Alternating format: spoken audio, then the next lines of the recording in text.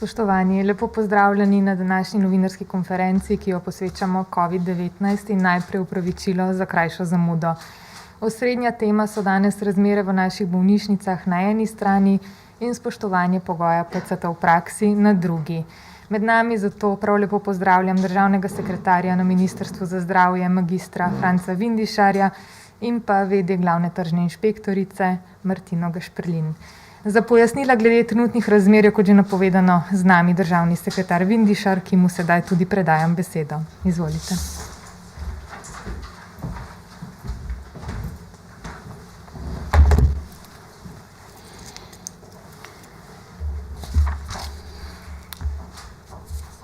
Spoštovani, danes je 3144 novookuženih oziroma 1132 manj kot prejšnji torek.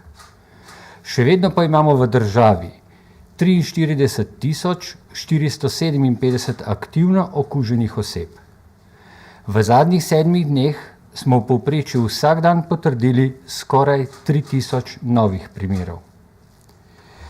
Bolnišnično oskrbo potrebuje 1168 ljudi, od tega se na intenzivnih enotah zdravi 283 bolnikov. Intubiranih je kar 206. Povprečna starost na oddelkih intenzivne terapije je več kot 64 let. 15 slovenskih COVID bolnišnic deluje kot enotna bolnišnica na državnem nivoju po principu kriznega upravljanja. Vsak dan se usklajujemo, prerazporejamo kapacitete in kadre. Prosim za predvajanje prezentacije. Na tem slajdu vidimo standardne postelje v 15 COVID bolnišnicah. V drugem stolpcu so kapacitete, vidimo, da so te kapacitete trenutno 1020 postelj in stanje danes zjutraj ob 8 uri. Vidimo, da je zasedenost postelj 87%, pacientov, ki potrebujejo to namestitev, je sicer 17 več kot pretekli dan. Naslednji slajd, prosim. Kar se tiče prerazporeditve kadra, prosim, naslednji slajd.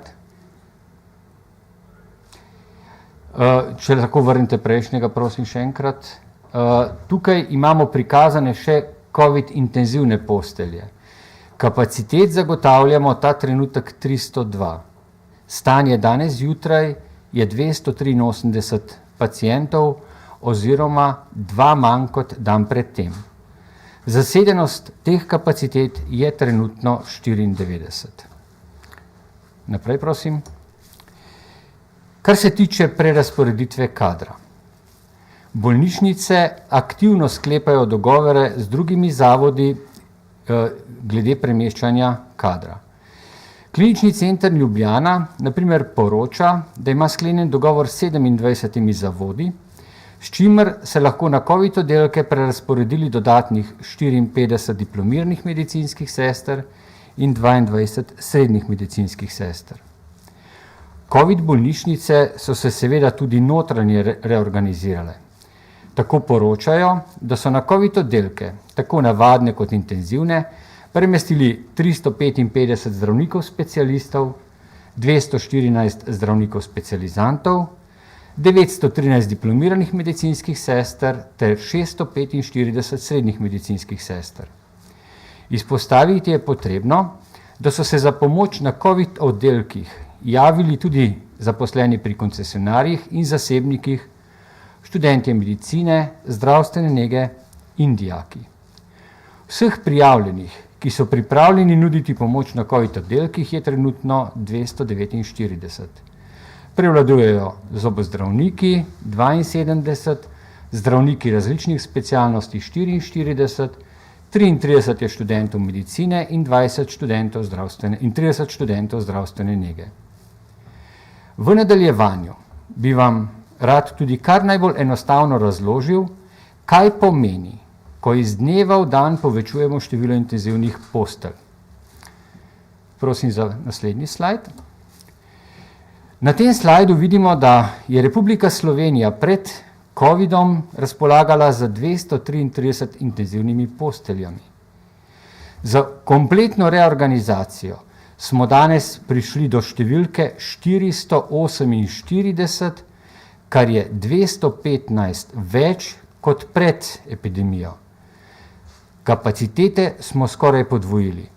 Danes zagotavljamo že omenjenih 302 postelji za COVID paciente in seveda še 146 postelj za ostale ne-COVID paciente. Seveda se postavlja vprašanje, zakaj že pred sredi poletja nismo poskrbeli za 300 postelj. Naslednji slajd, prosim. Tukaj vidite fotografije intenzivnega oddelka. Intenzivna postelja ni samo ležišče. To je postelja, ob kateri je ventilator, kup drage druge medicinske opreme, vsaj en zdravnik, 4 intenzivne medicinske sestre. Ampak govorimo o standardu v normalnih razmerah. Ti standardi so danes popolnoma drugačni. Zdravniki so prepolovljeni, prav tako kader zdravstvene nege. V prostoru, kjer so bile prej 2 bolniški postelji, so danes 3. Tako da so nekateri oddelki praktično kapacitete na istih površinah podvojili. To pomeni, da ko vzpostavimo novo posteljo, vzamemo kader iz drugih oddelkov, ker je imel prej svojo drugo osnovno zadolžitev. Najbolj so tukaj na udaru anesteziologi, internisti. Namreč, nihče nikjer v zdravstvu ni čakal na zalogo, da se pojavi COVID. Naprej, prosim. Ko mi prerazporedimo zdravnika in medicinsko sestro na COVID oddelek, jo odzamemo iz drugega delovišča. To pomeni, da delo tam ni opravljeno. Zato nam v zdravstvu trenutno, razen obravnave nujnih primerov, onkoloških pacientov, porodnic, nosečnic, v tem trenutku vse stoji. Nenujni posegi se ne izvajajo. Bojim se, da smo zelo blizu temu, da ne bomo imeli niti anesteziologa, ki bi uspaval pacienta za operacijo.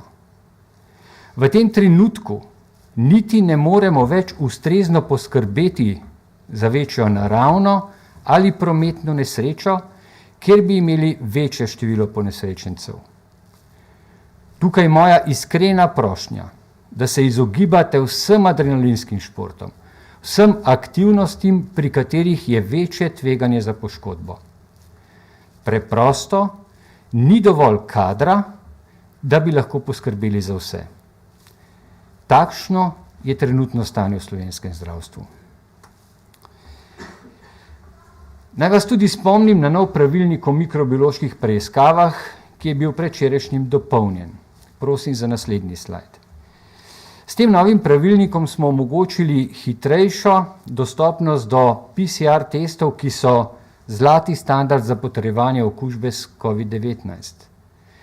Tukaj vam bom nazorno prikazal, kaj lahko uporabljate kot dokazilo o pozitivnem rezultatu testa na samotestiranje.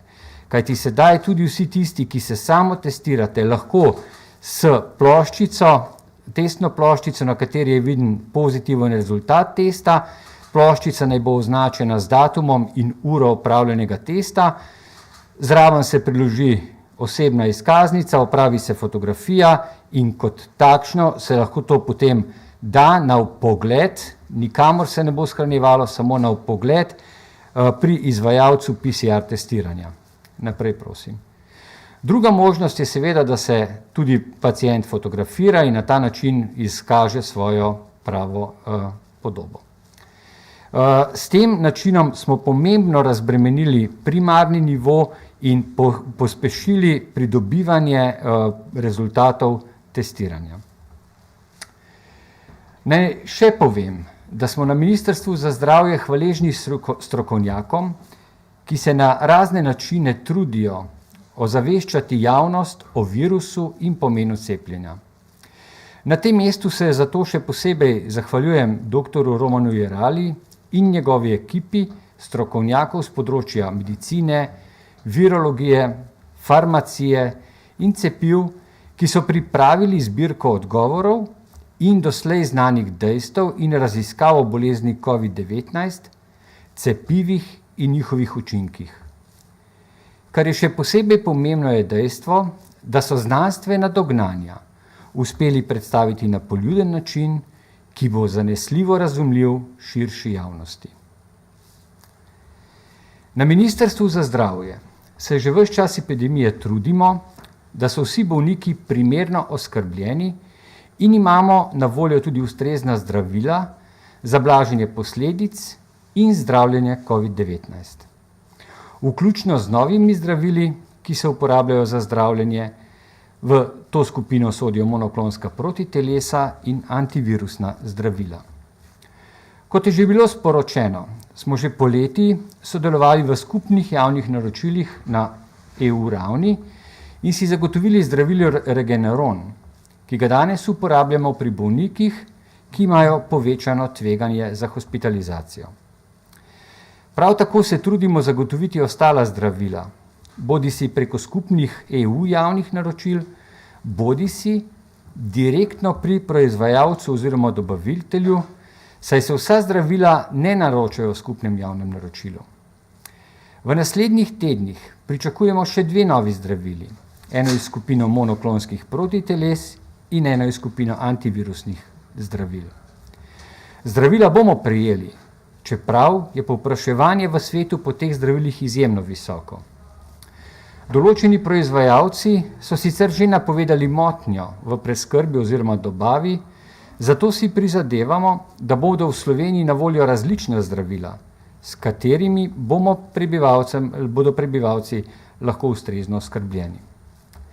Glede Regenerona, ponovni poziv, da se okuženi z oslabljenim imunskim sistemom, osebe z povečanimi dejavniki tveganja za hujši potek bolezni, starejši od 65 let, osebe s povečano telesno težo, kroničnimi pljučnimi bolenji, sladkorno boleznijo, pri družinskem zdravniku takoj posvetujejo za uporabo zdravila Regeneron.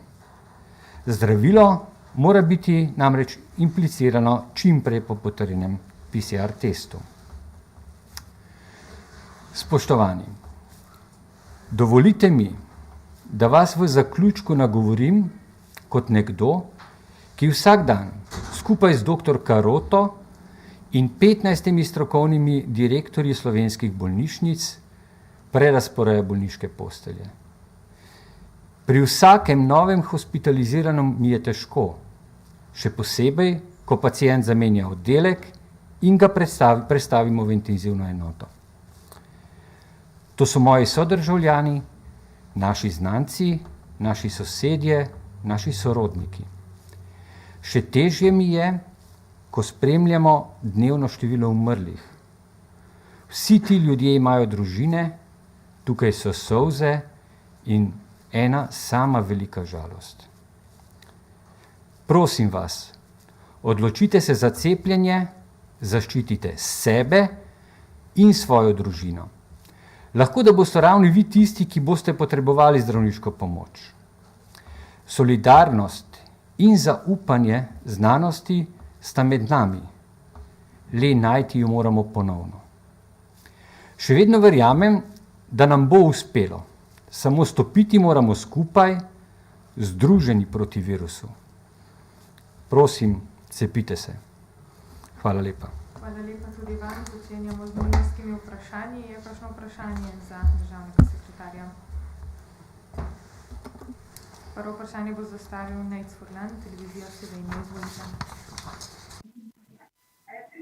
Dobar dan. Zanima me najprej, danes bo sestanek strokovnjakov s predstavniki podjetij Moderna in Pfizer. Se že ve več morda, o čem točno bo razprava? Ja, dobar dan. Danes bo sestanek strokovnjakov s predstavniki podjetij Moderna in Pfizer. Se morda že ve več, o čem bo tekla točno debata, o čem se bo razpravljalo. Morda samo cepljenju s 3. odmerkom. Pa druga stvar, ki me zanima, je še, zakaj osebe, ki so se okužile v tujini, pisala nam ena gledalka, v tujini se okužijo, dokazuje tudi rezultatom PCR, ne morejo pa dobiti digitalnega potrdila. Zakaj pride do teh anomalij? Hvala. Ja, razgovori z predstavniki farmacevtske industrije potekajo stalno. Za današnji sestanek z predstavniki Moderne in Pfizerja ne vem, s tem se sestajajo strokovnjaki. Vemo, da imamo v Republiki Sloveniji številne strokovne skupine in one potem podajo ugotovitve oziroma predloge na Ministrstvo za zdravje. Glede PCR testov, vkolikor je testiranje opravljene v tujini in ima verodostojen tudi izvid, bomo tudi v Republiki Sloveniji seveda zagotovili vpisovanje v tako imenovan centralni register podatkov o pacientu, kar je osnova za to, da lahko potem izdajamo potrdila. Namreč pri izdajanju evropskih digitalnih COVID potrdil moramo biti izredno pozorni, da ne kršimo veljavne direktive EU-ja. Tako da, vkolikor bodo takšni rezultati verodostojni, rezultati potrjeni, potem bomo to tudi lahko zagotovili. Še enkrat pa, mi moramo imeti v vsakem trenutku ustrezna evropska digitalna potrdila, da ne pridemo v situacijo, da bi nekatere države začeli zavračati potrdila, ki jih izdajamo v Republiki Sloveniji. Hvala lepa za pojasnila. Naslednje vprašanje bo zastavila Rebeka Tomadus. Izvolite. Lepo pozdravljeni. Zanima me, kaj je danes na tej točki naš maksimum intenzivnih postelj, ker Inštitut Jožefa Štefana, vemo, napoveduje okoli 320 intenzivnih postelj, nekatere druge napovedi pa tudi čez 350. Bomo to še zmogli ali ne? In pa ali bo DTS postavila intenzivna enota, se bodo iz tam te navadne postelje selile v bolnišnico Petra Držaja in drugod po Sloveniji in bomo samo v DTS-u imeli intenzivne bolnike. Hvala. No, ta trenutek zagotavljamo 302 intenzivni postelji, tako kot je bilo prikazano tudi po vseh bolnišnicah.